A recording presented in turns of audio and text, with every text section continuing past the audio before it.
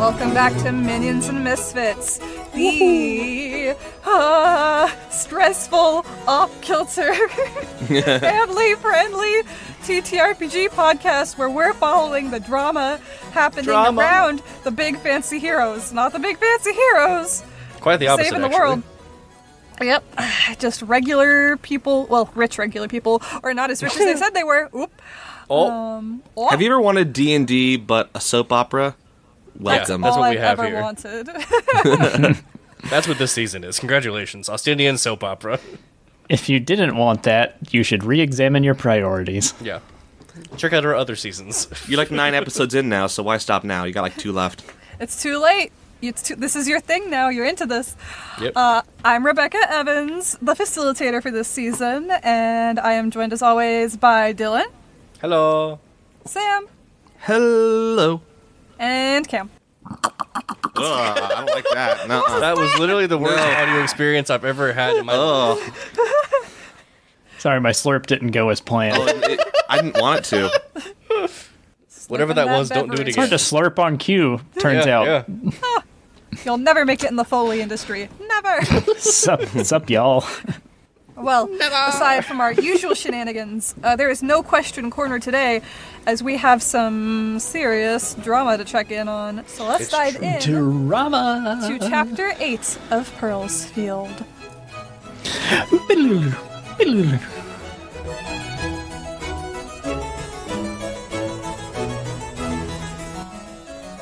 Chapter 8.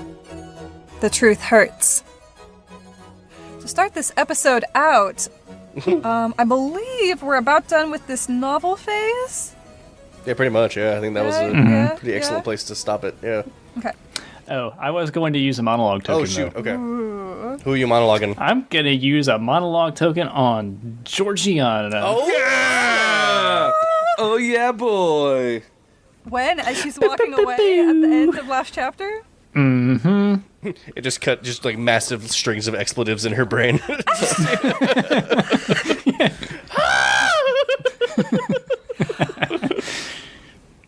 Oh man, what is she thinking other than screams? Just a minute and a half of screams. It's like the audio of The Bad Place from The Good Place. Oh, man. Her mind is the bad place right now. We will follow her as she's walking down this somewhat gravelly dirt path, as the Worthington Manor is further out in the country, a lot more land, past rows of pearly cotton plants sprouting up, the occasional farmer glancing her way but not paying that much mind to one person on the road. She's breathing heavy, walking fast. She tugs on her hat. This is past. and And she's so bound. Dadgummit, Sam, I was getting into the scene! And she starts muttering to herself, "Okay, he knows. All right? He knows. That wasn't so bad. That wasn't the world-shattering, life-ending meltdown that I expected finding out to be. But I also didn't expect finding out to happen. Ever, ideally. Oh, no. He knows. How much does he know? Oh, heavens. Author, if you're listening, help. But anyway, got to figure it out all on my own, as I usually do. That's all right. I'll make it work. Focus on the goal. Taking care of them. Okay. The business could still make it. It was really going to help to have the Worthington name attached to it." She stops in the road, and she turns and she looks back up at the manor. Am I really being selfless? Is this really the right thing to do? Not that he probably doesn't want to marry me anymore anyway. So that might check that moral dilemma off my list of things to deal with. So where do I go? Oh, no. Well, I guess I'll keep walking. Just have to keep walking. Always have. Swimming, just keeps. And she walks off. Camera lets her fade into the distance. camera pans over the manor where the two brothers are just wrestling in the garden. She's mine! I asked you what the devil is a cheese mine? You promised... Don't worry about it. I think... you promised me a whole crate of Swiss cheese! I think as she's, like, wrestling with this moral dilemma and she's, like, looking up and asking for help, as she's looking up, she doesn't notice the Radigan just, like, scrabble past her down the path towards Ephraim's house. Yes. I thought you were going to say, like, one hang gliding above her, like, listening in. Dun, Like dun, Stuart dun, Little. dun, dun. No, it's the one that was... Legs. It's part of, like, an epic Duel of the Fates level duel between a pigeon and a rat. It's a Minions and Misfits Oh, gosh. within the Minions and Misfits. Yeah. True. That's basically what we've created here. It's the Rosencrantz and Guildenstern of our... Rosen Rat and Gildan Pigeon. Pigeonstern. Pigeonstern! Oh boy. Do we have any other little scenelets that we want to take care of before we move on from the novel phase? I'm good. I'm good. I think I'm good, personally, yeah. All right. I've got some for the next one, but not for right now. Boise, Yeah. let's see if we can make it to there. I think these phases will be pretty quick. Reputation is the next one. I've been pulling up my little reputation tags here. Mm-hmm. I would make the argument for the old money section for the sensible tag, given that most recent discussion and decision. But have you earned a public? Have you done one of your things to earn the Acted tag? in the service of duty and morality in a way that compromised my desires, potentially. Which way? Oh, because Acted you in the didn't service spend of duty and lavishly. morality. Yeah, and I deliberately, like, just paid off a debt and went to confront the actual situation. This is true. This is true. Let's see. How public, though? That's true. Yeah. I was thinking more about how you sided with Niles in making good financial decisions yeah. about the Okay, wedding. that would also work for sensible. And yeah. while it's still in private, there's servants around in there. Yeah. Like, that wasn't quite private. It was between two player characters. and a freaking adventuring party that popped Yeah. in this. They definitely heard chunks of stuff. I don't know, for mine it's hard because it's not widely known that Niles, has a crush on Georgiana, but he was definitely helping plan the wedding, which was against his desires in order to obey. Yeah. So can I put knowledgeable as a positive tag? I'll give you both your tags. Yay! Tag. Can't Tag hear team. Well, I definitely secured an invite from somebody of higher status. The Bashmores. I need to see what my...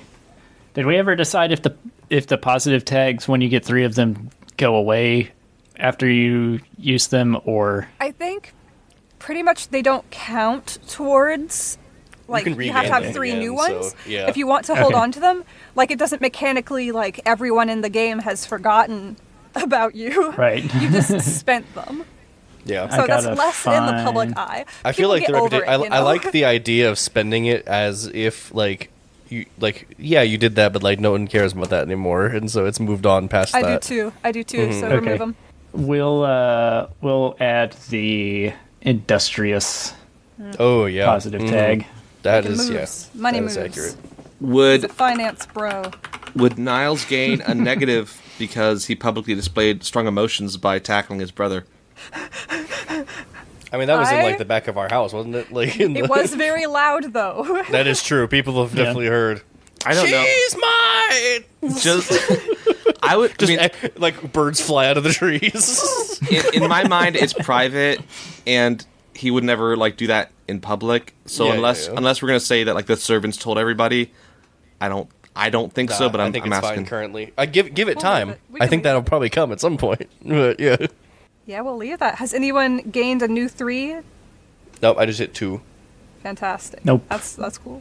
This is my first 2 positives. Yeah, All my other ones you have been might actually get- negatives. Ooh, but we'll get rid of any previous statuses. So Yeah, the they're all Bashmores gone, have happened. so. You're talking to Georgiana again.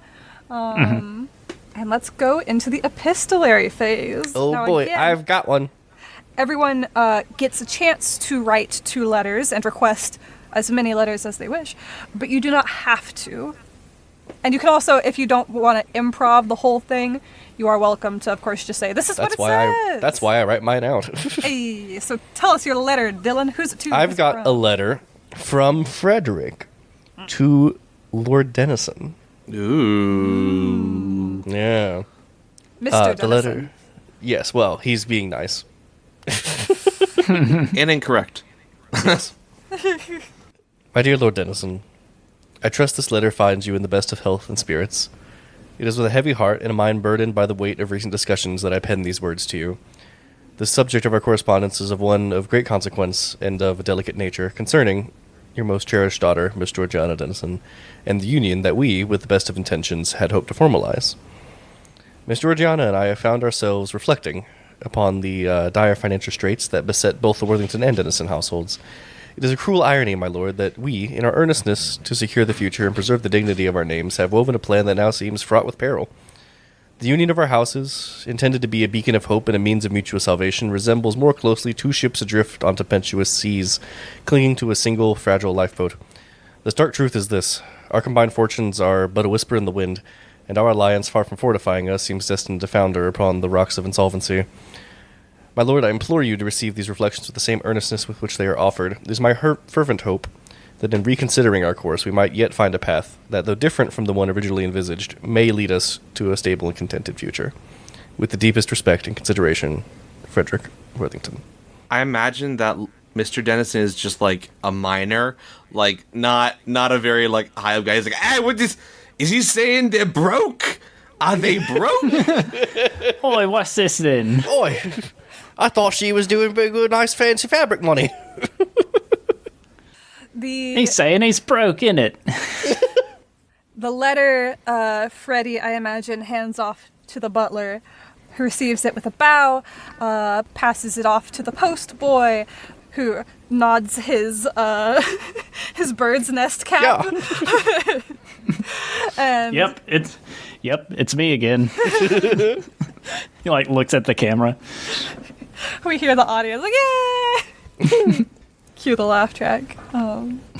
Scurries off down the street. We see it pass down a coach and eventually be placed in a mailbox on a city street that is Probably stuffed takes a with while to get mail. there.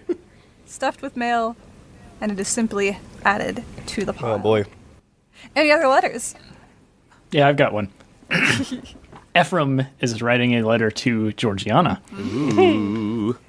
In response, Dearest Georgiana, hey, now that's my fiance. recently, an opportunity has presented itself to me. One quite separate from the opportunities I have been pursuing as of late. And yet, I find myself questioning my motives and these opportunities for the first time since I began this journey in Pearl's Field.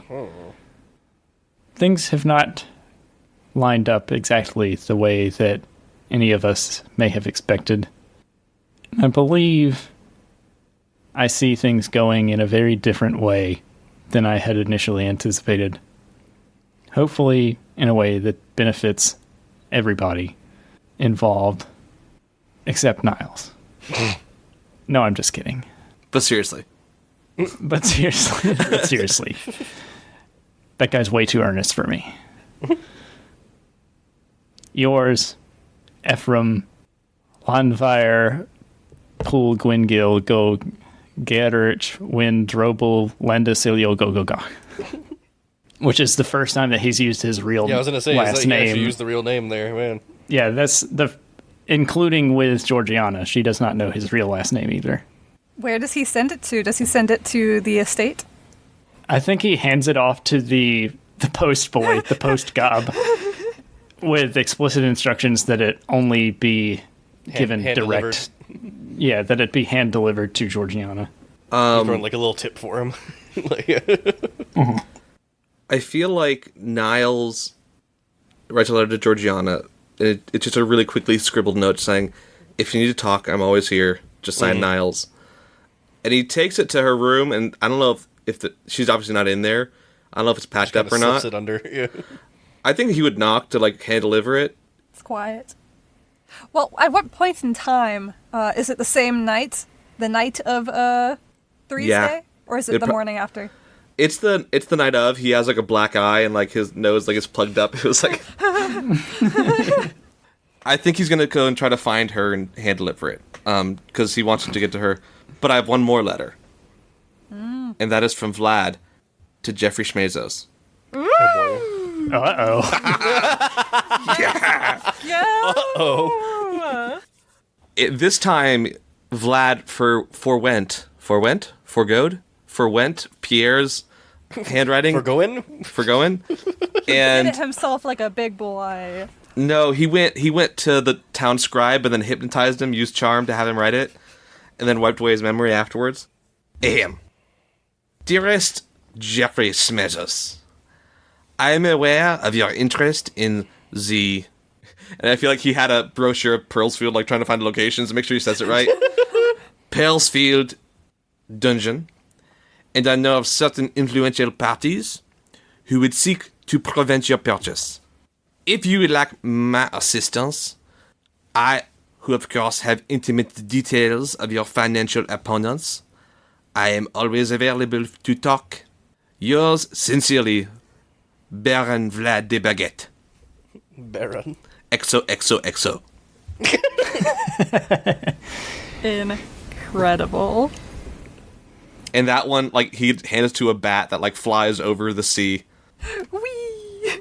I imagine we see the blat. The blat. That's the sound it makes when it hits Jeffrey Schmezos' window.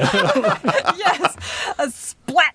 It hits the carriage window, which just slowly rolls down. For some reason. Squeaky, squeaky, Squeaky, squeak. And a hand reaches out and grabs the bat, holds it up for a moment, and then pulls it inside gently. Dun, dun, dun. The carriage, ostentatious and filigreed with gold in this beautifully stained red wood, continues down the street with two roan horses pulling it along. It's like it's less of a carriage and more like a miniature ship being pulled along by like six horses. Yes. There's like a mermaid masthead. Because the mermaid fiance, yes. Yeah. Anna Kendrick, this is your time for your cameo in Minions and Misfits. Don't miss out. Somebody get Anna Kendrick's agent on the phone. I do have one more letter to send before finishing with this. Just from Frederick to Ephraim. It just says, Ephraim, I write to you with a heart heavily laden. I do not know how to begin or where to find solace, but it is to your friendship to which I instinctively turn as a beacon of hope. The news that I have recently received has left me in a state of such perturbation that I can scarcely bring myself to recount it. Suffice it to say, it is a most disastrous nature, touching upon matters of the utmost importance. The details, I fear, are too painful to commit to paper, and I would prefer to share them in person with you. Could we possibly meet at your earliest convenience? Freddie. Freddie hands the letter personally to Ephraim, and Ephraim reads it. He's like, I'm standing right here. But yet, with that in mind, though, we should have some little scenes between some of these folks, I think. Freddie, how would Freddie actually deliver that letter to Ephraim? Oh, no, it's straight up, just give it to the post, make it happen. He's trying to process things and wants to have a little bit of time to think through things before actually talking to him. Yeah, I feel like our post boy would be handing it off to Ephraim at the same time that Ephraim is handing him the letter to Georgiana. I just see both the goblin boys, like, striking poses that they're like, all right, run across town. Ooh, can I add one more thing to the Jeffrey Schmezos? As the bat hits the ground... P.S. No, it hit the window. hit the window and then falls to the ground. A moment later... It got grabbed. Oh, got grabbed? Yeah. As the hands inside are kind of peeling the bat off the letter, there's just a huge commotion as Vlad pops up because he was the bat. I imagine, like, The letter has been unfolded and has been read for a bit with the bat in hand, and then he just moves, and he's just being held like a baby in In hand. arms. You are so Jeffrey's strong. Chadley arms. Yes. Yeah. Et voila! It is me! Hello. I am here! It is me the whole time! I don't know why I wrote the letter. I could have just flown here. I thought they would be polite. Your hair looks very lovely today. It is very nice. Good eyes. Your carriage is so golden.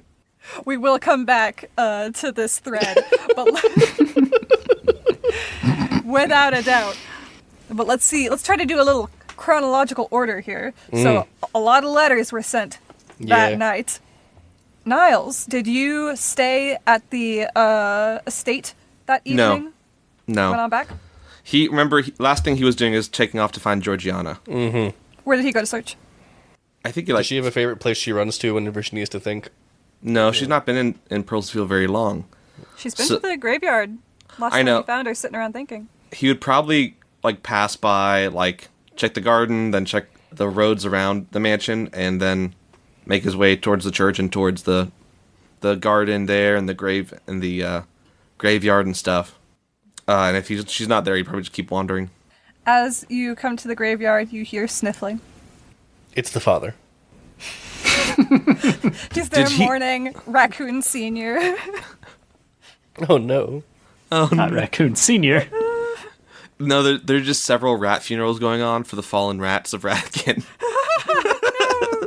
And he looks over and tries to see if Georgiana's there. In the shadows, you spot her on a bench beneath a tree, kind of huddled up, unusual. She's usually very poised, even when she opens up around you, but she has, her feet up on the bench, so that she's, kind of curled up a little bit, knees to her chest, hugging her knees over there in the corner. What's the temperature like? Well, it's early spring, so it's a little chilly. Okay. And nobody's out. It is dark. I think he would probably remove his top coat and just kind of sit down next to her and put it over her, not in not making a move type of way, just a Comfort. Yeah. a gentlemanly way, and he wouldn't say anything. Yeah. As you approach and step on a twig, you hear a little, as she realizes someone is there, and she kind of scrambles to sit properly, and her shoe catches on the hem of her skirt, and you hear a rip, and she goes, "Oh no!" and kind of is a mess. She's scrambling around, but ends up just sitting there, despondent, as you put your overcoat on her shoulders. And Niles is just gonna sit there with the same tone and manner as a friend who's just kind of knows there's nothing to say, just to be there, not expecting her to say anything or anything. Okay, I'm out of resolve tokens, but I've got a good idea. Oh no. No, this is actually a good idea that yeah. would benefit Niles. The letter that Ephraim wrote using his real last name should arrive to her while she and Niles are sitting together. At some point. Oh, because Weehawk. Yeah. Yeah, because he's not. He's just doing this for fun. Yeah. He beat the game and he's just doing the side quests. You're not our normal postman, are you? I'm going to say he hasn't arrived yet. Okay. And I will allow it, but I will allow it so long as Sam okays it, and I'll say you have to give him an IOU.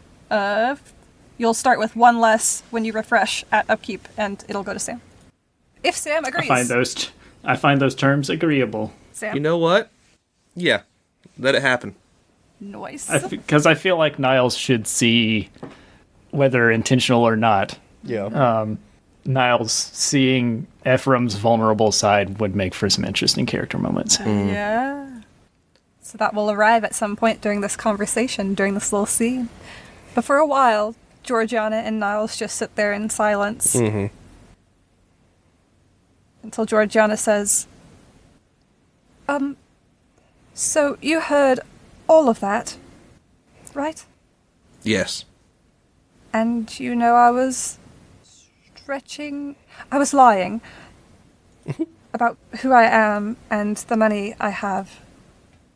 the summer line is real, and my business is starting off well, and I am making a name for myself, but I don't have any kind of familial backing at all.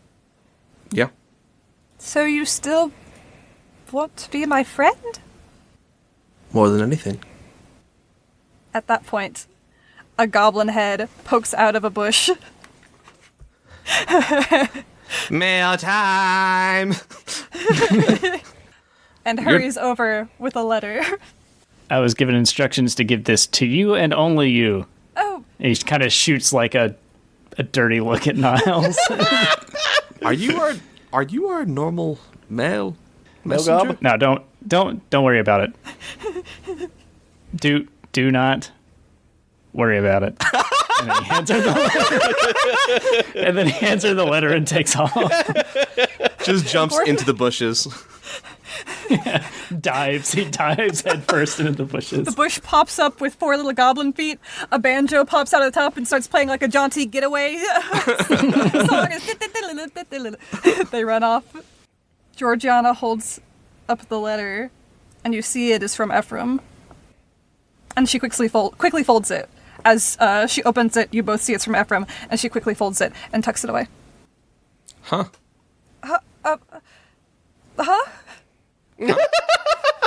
What? I'll let you read it. And he kind of walks, because the parsonage is just a few, like, it's not that far away at all. It's basically his backyard. So it's like he's going to walk inside and let her have her privacy. She jumps up and she grabs your hand. Ah. I'm sorry. She's like, let's go. Can I be honest with you? Really, really honest. Yes? Like, so honest. Like, literally so honest? Yes! My name is not Georgiana Dennison. Huh. And he kind of sits down and, like, intrigued. Explain, please. The plot thickens. My name... I'm sorry, I'm really used to this. My name's not Georgiana at all. It's Georgia. Oh. My name's Oh, Georgia shoot. Dustson. I come from dirt. And I've been trying to use your family for their money. And I gotta be honest about myself, to myself, and to you. And I thought, after we talked last time, that I was on the straightaway. Because this isn't supposed to be just for me. I got a bunch of little brothers and sisters. And my mama, she's got nothing but us. And that don't keep you well, especially when you're like her. I'm Tell me- so sorry. I've lied to you. I'm a terrible friend, and you're the best person I've ever known. So, here you go. This is who I really am. Stupid sounding. And stupid living. No. When you've lived around the people I've lived with, you don't sound stupid. Mom So- sneezes in her fancy bed. So, how much of it was a lie? My background, my name, my voice, my family, not our friendship. I know it. I wouldn't see any reason to trust me. But Niles, you're awesome. You're so funny and reliable and such a good listener. Everyone here in Pearlsfield loves you. They're just not always very good at, showing it. And I think you're amazing, and I'm sorry for all the lies. And I would totally understand if you want nothing more to do with me. I get it. That doesn't make you a bad person. Why would I not want anything to do with you? I mean, I tried to marry into your family for money. Bit of a little con lady, as it were. For your brothers and sisters. Yeah. And he Me pulls too, out if I'm honest. his pocketbook and pulls out a check. No. No, please, I insist. And he fills out not a whole lot because he realized we don't have the same pockets we Double used checks to. the ledger. I Crosses off cheese mines. just really grinds the dig it pencil in down. there. Yeah, like rips the paper. No more omelets. Denver or otherwise. For them. And he kind of hands her the check. She stares at it for a second. And then slowly she reaches out her hand and takes it. And it's shaking. And in one hand she's got gripped the letter from Ephraim. And the other she's gently holding the check. Hope it helps. I'm sure it will. He gets up and starts to walk towards the parsonage again. And he kind of just says, if it's any consolation, I always loved you, Georgiana, Georgia. Oh, Never made a difference. And kind of walks back in. I imagine he does he not look back? He just walks right into the parsonage? I don't think... Oh, yeah. To be honest, the attitude that with which he said it is he was expecting her to leave. He is not moving in while she's vulnerable. He is just being honest, thinking that this might be the last time they talk. He comes to the door. Does he turn around and look back? I think to get one last view of her, yes. Turns around, and she's standing there. And on the one hand, there are tears running down her cheeks. But on the other hand, she looks the most radiant that Niles has ever seen her. Aw.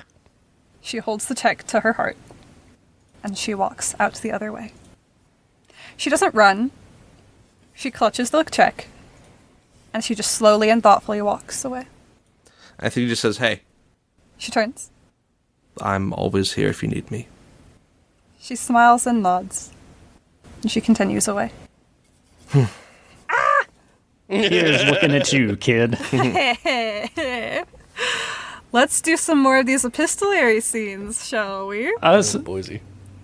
going Yes, to ma'am. say it only feels appropriate that Frederick and Ephraim have their meeting. Right. So that was the night of Thursday. What y'all do? When do y'all meet? How's this happen on Thursday? I feel like in keeping with the spirit of their friendship, they're meeting up at what's the bar's name again? Oh, Goat's yeah. Head. The Goat's Head. They're meeting up at the Goat's Head, but it's 10 in the morning. There's nobody else there. Yeah, we I just sit down at the table. I'm already there, just waiting, just anxiously eating some pancakes. Eating an omelet. Anxious pancakes. Can't have these omelets at home anymore. Niles cut me off. Ephraim walks in and he sort of motions to the bartender for a drink. And the bartender opens his mouth to say something. He's like, "Yes, I know it's early." Pour Bartender me shrugs. some champagne into some orange juice. I haven't figured out what I'm going to call this yet. 2 champagne orange juices are set in front of you. Thanks, for Frederick, coming. I understand you've been having to deal with some hard truths lately. Yeah, that's one way to say it. And you usually know more than you let on, so I'm assuming you know parts of this. But yeah, so the whole Worthington situation is not as good as it seems. I'm in terrible debt. Turns out, Georgiana also has no money. Their whole family thing was not quite what it seemed. So yeah, trying to figure out how to make this marriage work or don't work, or I don't know what to do about it, honestly. Well, I hate to pile more onto your plate. Oh, dear author, what now? He says, looking at the octuple stack of pancakes on Frederick's plate. Well, you see, our relationship, yours and mine, hasn't been entirely on the up and up Well, either. I know you've got secrets, of course, yeah. Well, you know how I told you about investing in those cheese mines? What about the cheese mines? I've talked way too much about cheese mines recently. Well, cheese mines, those weren't real. Well, I know. My cheese mines were a cover for my debt. Yes, but also the other cheese mines. the ones that I came to you with the business opportunity for, Yeah. those weren't real The either. real cheese ones. What? Was that a second debt? You know that whole debt thing? Mm-hmm. Well, I mean, part of it is your fault. Yeah, I spend lavishly. Yeah. But also, part of it was my fault. Now, how would that be? You know how I moved here and got that nice house? Well, Is the house the cheese mine? the house is the cheese mine, yes. What's a family friendly expletive I can shoot out? Freddy curses. There you go. Yeah. However, given that we're all being so honest, Yeah, I'm kind of tired of all like- this honesty, honestly. he kind of like shudders a little bit at the thought of being honest. My name is not Ephraim, no last name given. Really? I know, hard to believe. Yeah. My actual name is Ephraim, but my last name is... Hold on. Let me get this pulled up so that I don't flood it. My actual name is... Hlanvarpul Gwingil Goger Schwindro Belenda Studio Go Go Go. Bless you. Oh, that was your No, name. That's my name, yes. Freddy swears again. It's an Elvish name. They Oh. like to have excessive amounts of You're syllables. telling me I'm best buds with an elf? Is that what you're telling me? Half. Half. That's cool enough. That's all right. No, My honestly, father... But before you continue, just know that I'm happy to have paid for the house just because you're actually here now. So don't worry about that anymore. But continue with the truth telling. My father was a noble elf who tragically fell in love with a cursed human woman, Oh, geez. my mother, and was therefore disinherited for doing so, leaving me in the difficult position of being what you might call a broke boy. Ah, a broke half-breed. When I first met you and Niles, I had already been, you could say, on the up and up, and then I had been running schemes and swindles throughout the capital, trying to raise some money, and I saw you as an opportunity. Many people have. Time having passed, I've come to see you and Niles as slightly more than that. And I've recently been presented with an opportunity unrelated to your family and your family's Unrelated fortunes. to scamming us, I see. Yes. The opportunity doesn't suit me personally, but I think you might be interested in it. I'm interested in a lot of things right now. Are you familiar with the Bashmore family? Vaguely. Mm-hmm. Well, they have a vested They're the interest. half-orcs, right? Yes. No, yes. full orcs. Oh, full orcs. They are very. They are. Rumor on the street They are said they were orcs. only half because of how No, civilized they were. are. They are orcs in full. Wow, I didn't expect orcs to be fully civilized like that. That's honestly quite impressive. All right. They have a vested interest in our town's dungeon. It's funny you mentioned the dungeon. I've actually already been funding an expedition into it. Excellent. Then you have more footing on this than I do. I hesitate to call him an associate. A person that I know Sure. and, let's be frank, despise, is on his way here to try and purchase the dungeon. I and the Bashmores would prefer that not to happen. Okay. The Bashmores because of their interest in the dungeon, and me because of my hatred for this person. Understood. Now, wouldn't they have to purchase it from the monarchy directly? This person has quite a lot of money. Oh, so that's not a problem. Got it. Okay. That's one of the reasons I hate them so much. We can get into the details of that I'm later. shocked they haven't been your mark compared to my family. Trust me, I tried. The Bashmores need somebody with knowledge of the town, and they're looking to bring somebody into their fold. Really? As I said, this does not suit me. I prefer not to be tied down as such. Well, I don't really love the idea, but I was doing it for the money. But I guess in this case, money presents itself again. But an orc, though? Trust me, the Bashmores are very wealthy. Yeah, but an orc, though? They're quite friendly. Okay, I'll have to meet them, I guess. Well, I'll reserve judgment till I meet them. We'll arrange a meeting. But I do have one request for you. Of course, yeah. Name it. What? Georgiana must go with Niles. What do you mean? They're already really good buds. Like, they hang out a lot. I mean, if we are to pursue this opportunity for you with the Bashmores, I would need you to break off your engagement. Oh, yeah. Well, that was... Yeah. Sure. Not too much of a concern. She's fully and officially. Oh, official. Okay, yeah. Well, okay. So she's already thinking about things. I'll let you know what she says there. But assuming she doesn't already break it, then I can most likely break. But again, I do kind of want to meet them first to see what my options are here.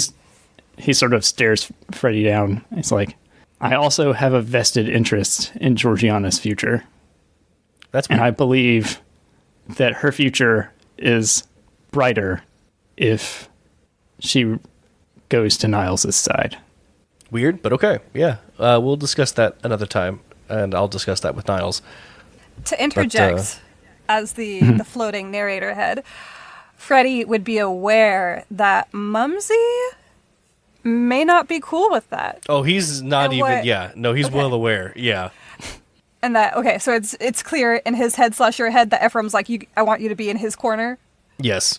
Okay. Versus Mumsy. Oh, yeah. No, he's already thinking about that. Yeah. Continue. He's less concerned with Mumsy than he ever has been in his life currently. A good decision.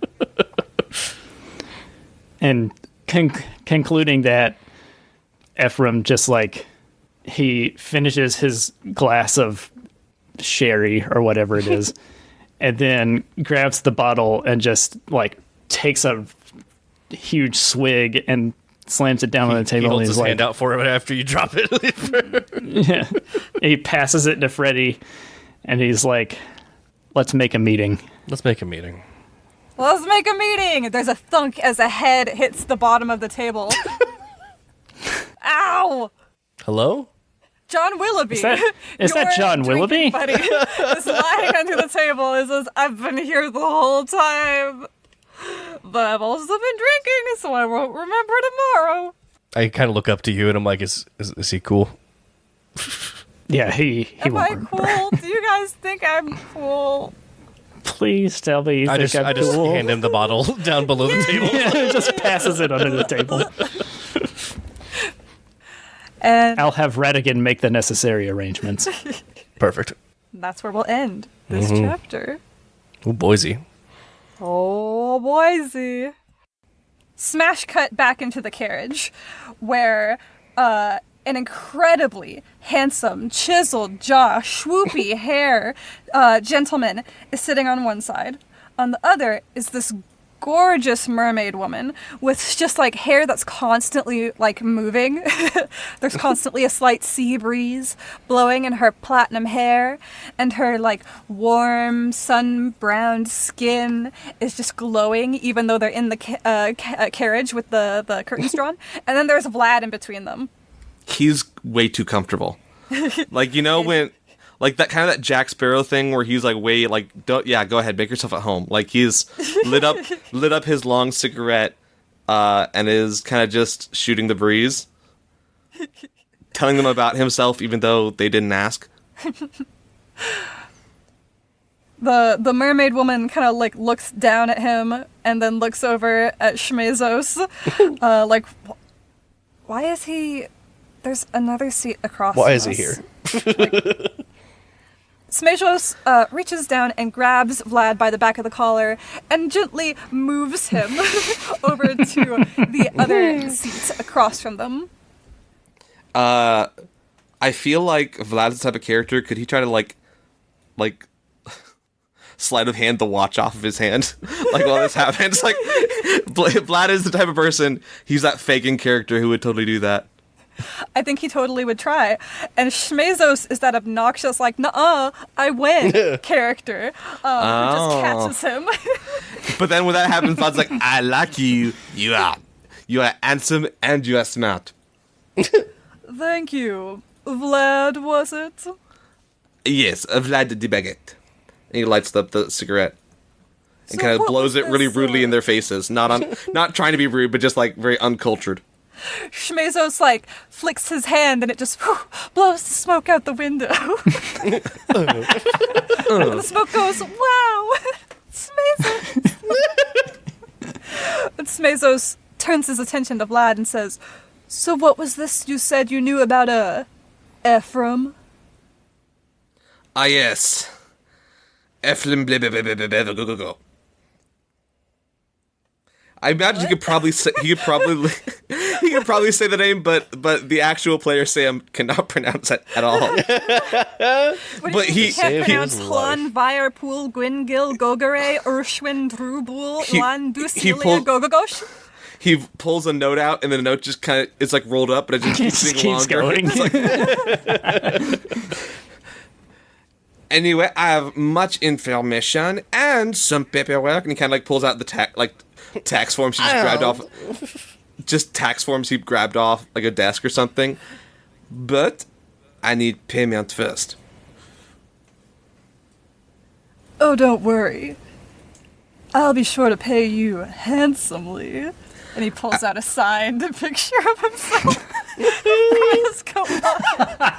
No, it's please. It's signed a little portrait, but he moves it to the light, and it shimmers off this pure platinum sheet that he has had engraved with his face and autograph. Please, I want 3 things. Just trois. I want rats. I want bread. And I want blood.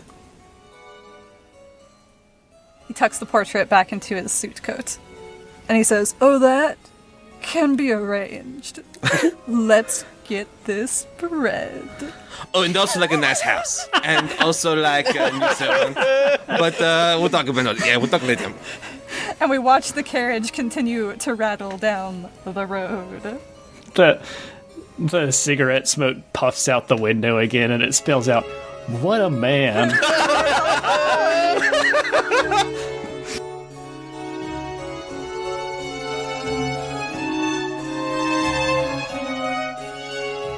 Hey everybody, Cam here. Thanks for listening to Minions and Misfits. If you like what you heard, don't forget to check out our socials. The links are down in the description. And please, leave us a review on whatever app you use to listen to your podcast. It'll help us reach more people who can enjoy the episode that you just listened to. See you next time.